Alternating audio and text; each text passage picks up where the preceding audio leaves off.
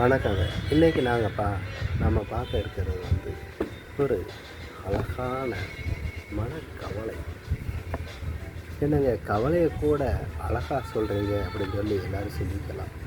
ஆனால் கவலையை மறக்க செய்கிறது தான், அதுக்கு தான் நான் அழகுன்னு சொன்னது.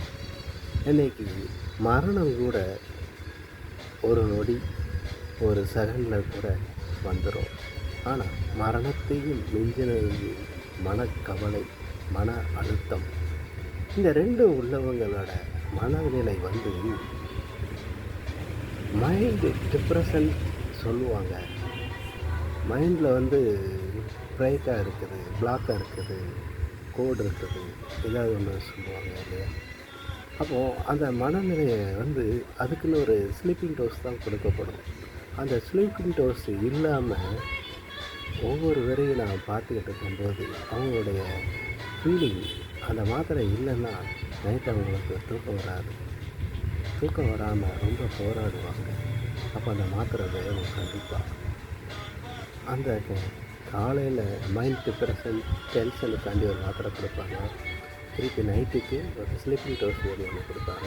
இந்த ரெண்டையும் மாற்றி மாற்றி போட்டுட்டு இன்றைக்கு வரைக்கும் நிறைய பேர் 10 வருஷமா, 5 வருஷமா, 3 வருஷமா இன்றைக்கும் சாப்பிட்டு தான் இருக்காங்க மாத்திரையை. அப்போது அவங்களுடைய அந்த மாத்திரை இல்லைன்னு வரும்போது அவங்களுடைய ஃபீலிங் கண்ணீரும், மனக்கவலையும், குமுறணும். எங்கே போனாலும் அந்த போய் மாத்திரை வாங்கிட்டு வந்துடுறாங்க. ஏதோ அல்வா சாப்பிட்ற மாதிரி தான் அவங்க. எல்லோருக்கும் இருக்குங்க கண்டிப்பாக.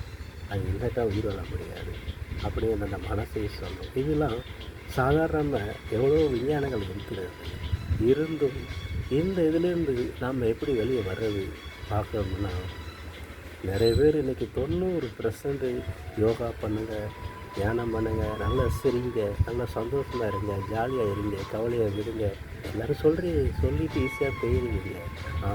ஆனால் அந்த மன ரீதியில் உள்ளவங்களுக்கு இதை நம்மளோட வீடியோ பார்க்கும்போது அந்த தவிப்பு, நீ பாட்டு சொல்லுவேன், நீ பாட்டு சொல்லிட்டு போ, எனக்கெல்லாம் என் பிரச்சனை தெரியும் அப்படின்னு உள்ளுக்குள்ள நினைப்பாங்க.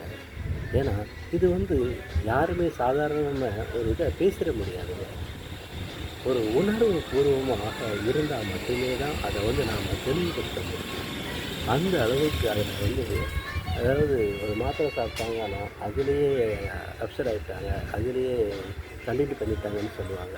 ஆனால் முடியலை, வேறு வழி இல்லை. ஏதாவது வழின்னு கேட்டால் எல்லோரும் ஏதாவது யோகா பண்ணுங்கள், இல்லைன்னா சித்தா மருந்து சாப்பிடுங்க அப்படிங்கிறத தான் சொல்கிறாங்க. ஆனால் இதுக்கு ஒரே ஒரு கண்டிஷன் மருந்துன்னு கேட்டிங்கன்னா தூக்கம்தான் பெஸ்ட்டு. எந்த கோபம், எந்த டென்ஷன் வந்தாலும் சரி, நம்ம நைட்டு தூங்குற மாதிரி பகல்லையும் கொஞ்சம் நேரம் கிடைச்சா தூங்கிட்டா 1/2 மணி நேரமோ 10 நிமிஷமோ அது கொஞ்சம் நல்லதில் தான் உங்களுக்கு. நன்றி.